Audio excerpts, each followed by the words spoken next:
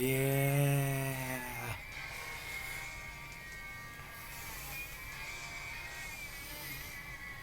Let's talk about problems with the W.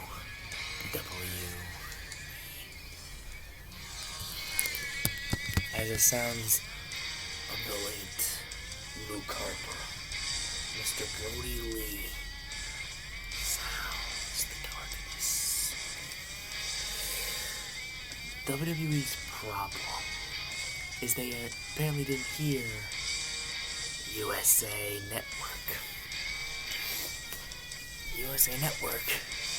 have said they want a modern day attitude era.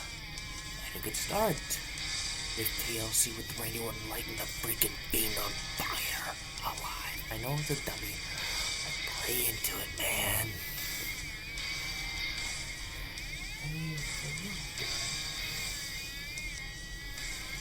Then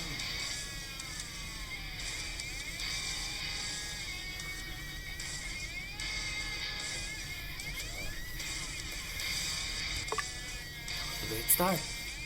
Randy Orton lighting the Fiend on fire. I guess that was enough to count his whole attitude era. Because the night that followed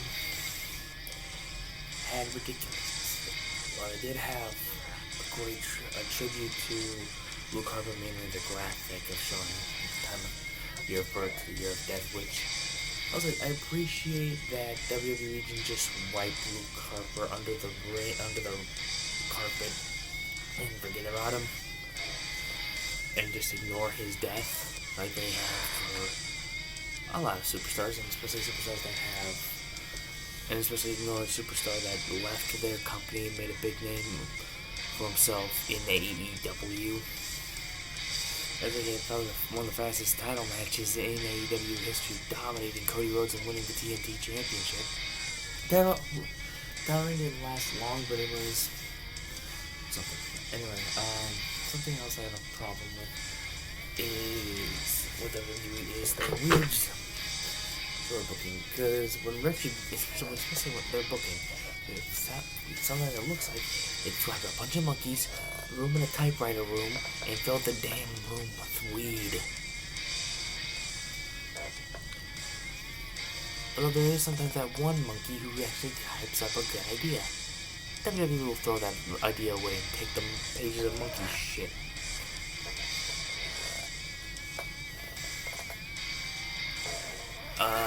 A great match of the night was the New Day, Xavier Woods and Kofi Kingston, and I hate saying this name, the Hardy Bros, Jeff Hardy and Matt Riddle, taking on the Hurt Business.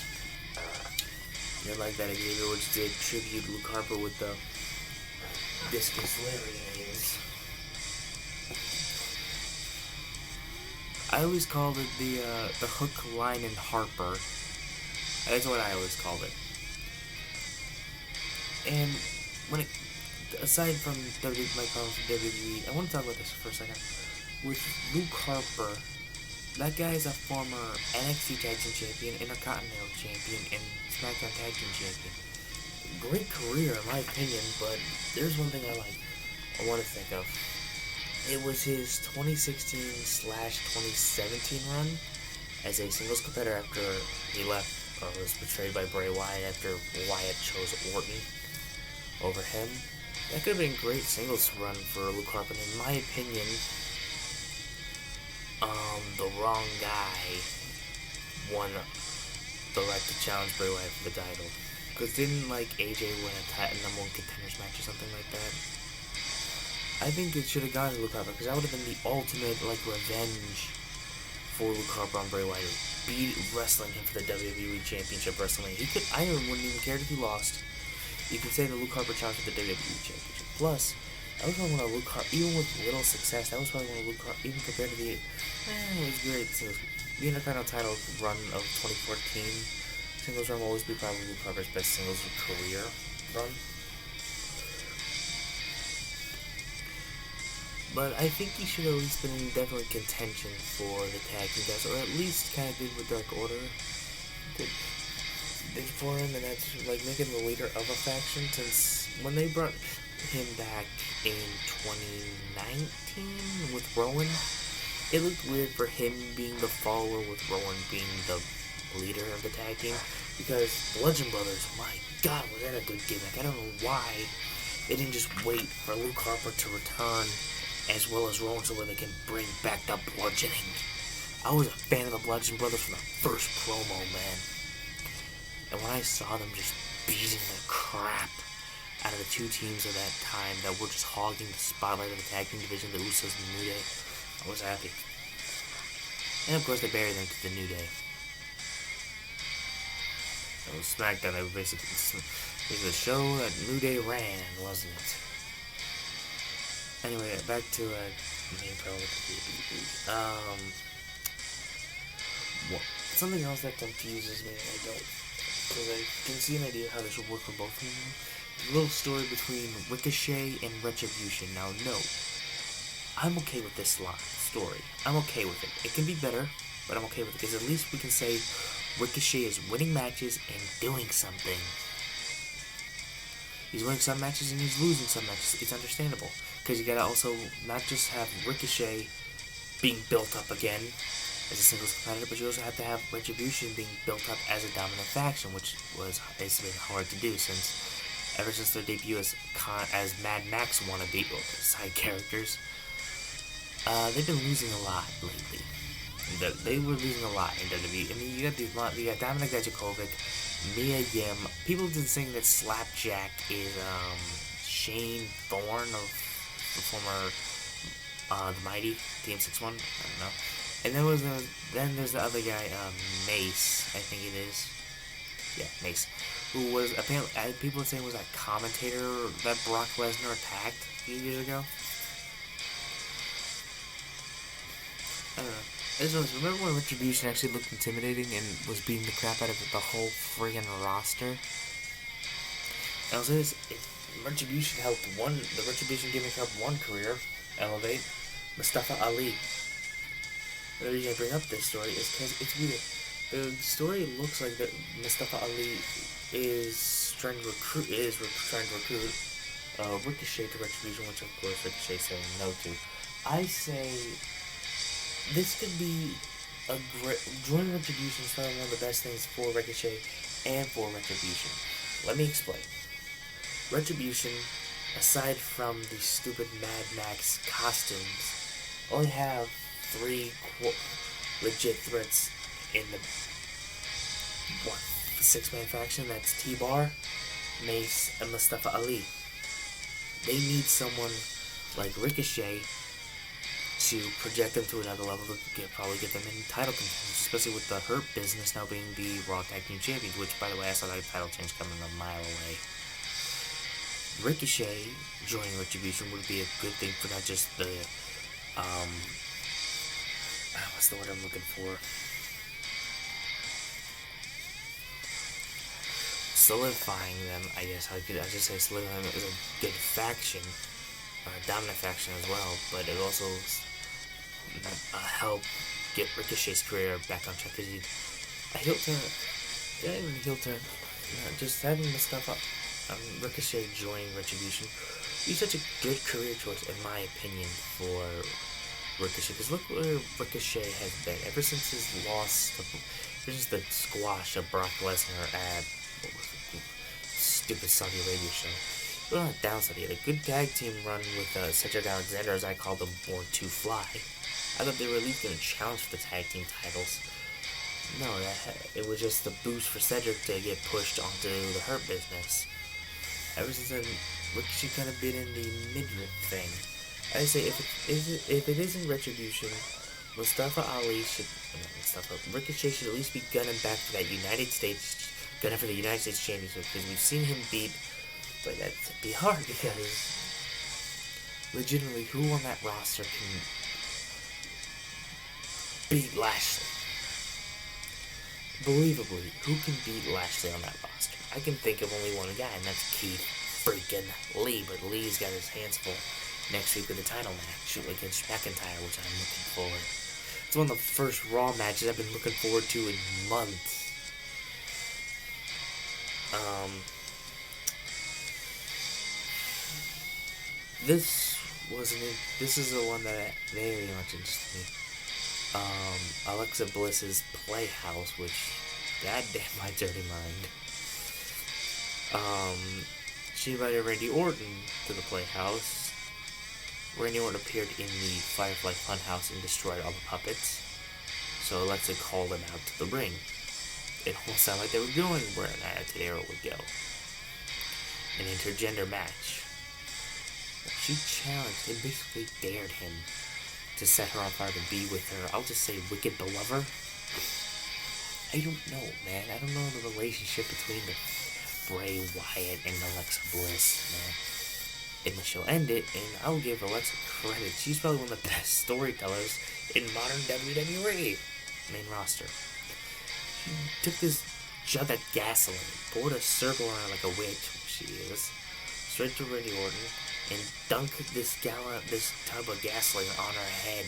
Oh, covering her in gasoline. And the show ends with Randy just lighting a match and it going fade to black. Here's a problem I have with that. It's a good segment. It was insane as hell. But the problem I have with it, WWE is not taking themselves seriously as a wrestling company. They're focusing on acting like a freaking movie company or promoting like a telenovela or something like that, which is okay. You have to do that for some things in wrestling to help tell the story. But when it looks like you focus a lot more on the story than the competition, sometimes, especially with what is apparently one of your main storylines now. Especially when your ending looks like that, like a freaking cliffhanger to a TV series. It looks stupid. Speaking of stupid, this happened at TLC. AJ Styles versus Drew McIntyre in a TLC match for the WWE title. Miz cashed in Money in the Bank, even though apparently it was said that John Morrison is cashing it in for the Miz. So, because of this bull crap, Adam Pearce has given the Miz back the Money in the Bank briefcase.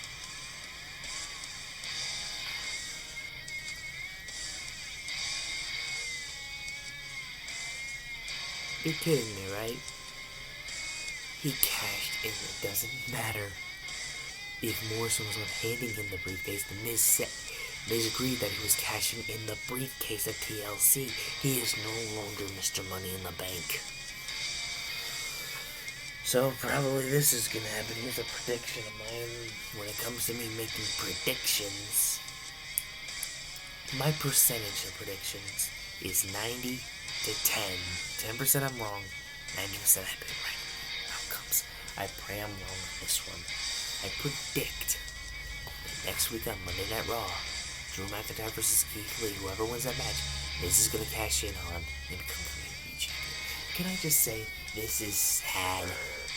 This is just sad.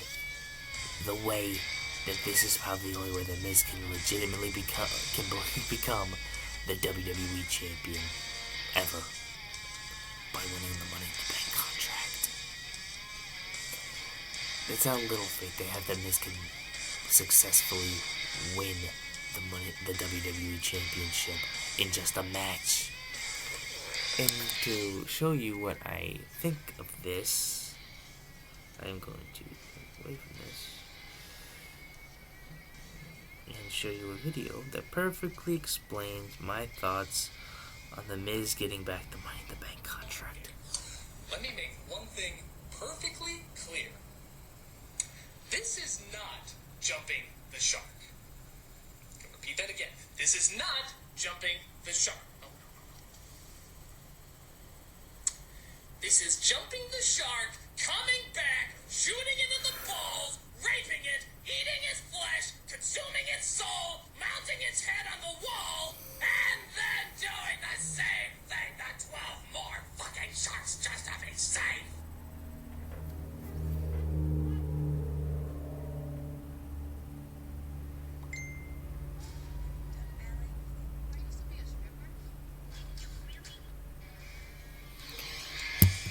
That's essentially how I feel about the decision of a lot of WWE is doing, mainly now with the Money in the Bank contract. Because if that's the case, how come The Miz hasn't gone over to SmackDown, or how come Raw hasn't brought Otis over from SmackDown to challenge Miz for the Money in the Bank contract for a rematch for the freaking thing? If Miz can challenge Otis for the thing, shouldn't Otis get a rematch, being that he is the former freaking Money in the Bank holder? Because apparently the laws of the Money in the Bank contract are all over the goddamn place. I'm just saying this, Chris Jericho, who invented the Money in the Bank contract, is rolling over in his grave, and he's still alive and wrestling.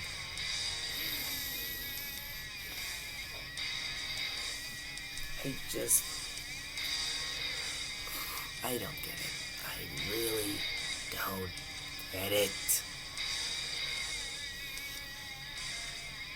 Yeah, Lashley is apparently the first Kanan entrant into the Royal Rumble when he was supposed to. Good luck, Bobby. Because wasn't he supposed to be in the Rumble last year, and they just kind of cut him out? I'm just saying this. With how WWE, mainly Monday Night Raw, and sometimes SmackDown, with how they've been. Sometimes SmackDown. I'd say when it comes to SmackDown versus Raw, SmackDown is still just barely ahead of Monday Night Raw. NXT trumps them both. Like, this comes to company-wise, here's how I see it. AEW, Ring of Honor, Impact, WCPW Defiant Wrestling, which is dead, WWE.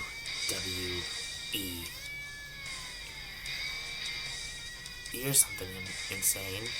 I actually watch full matches from WCPW, from Ring of Honor, from Impact Wrestling, from AEW. I actually watch the full videos of the matches on YouTube that they post on their channel.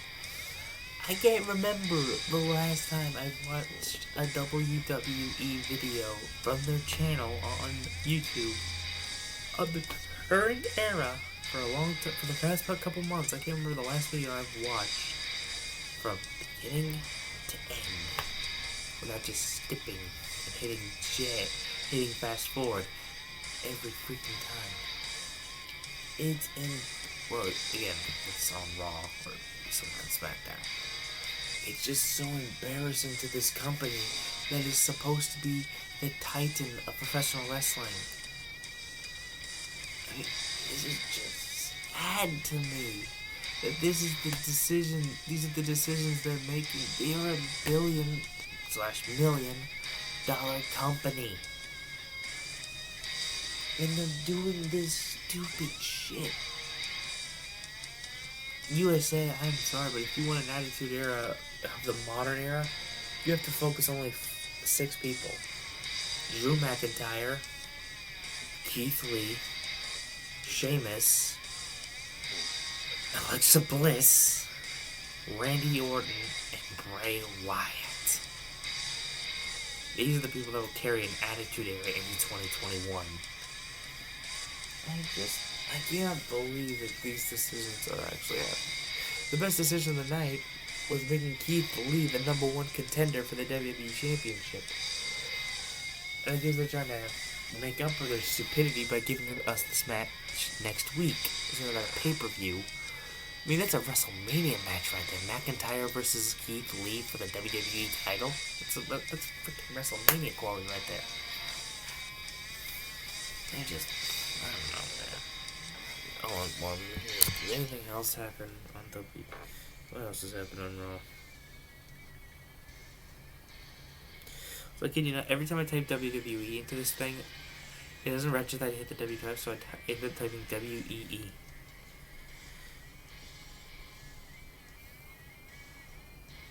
Yeah, this was the shock of a century. Grand Metalik beat The Miz in a match. So, yeah, he still wrestles a little. Shayna Baszler unshockingly beat Dana Brooke, which I'll definitely admit 2019 and 2020 had really been make or break years for Dana Brooke. She's had great opportunities, great upsets, but she's had her fallbacks here and there. Who knows, maybe 2020 will be a great year for Dana Brooke. 2019 and 2020 were really actually, well, most of 2020 actually were, 2020 was a horrible year, but for the career of Dana Brooke, she actually got a lot of match wins in 2020.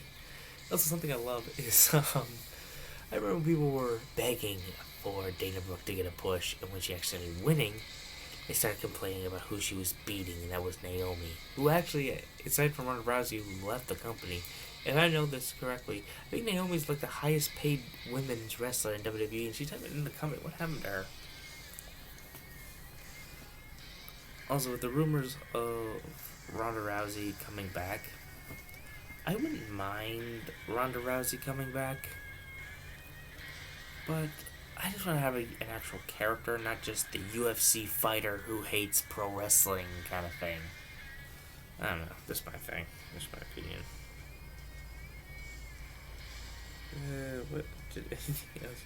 It keeps showing me old stuff because it knows that's better than what the crap is they're producing now.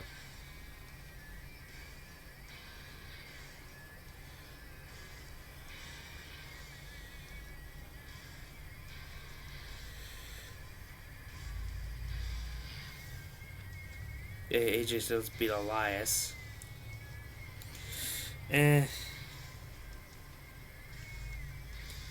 Something else that they weirdly do is they post the... This is something weird that they do on their channel. It says Keith Lee vows to become the WWE Champion.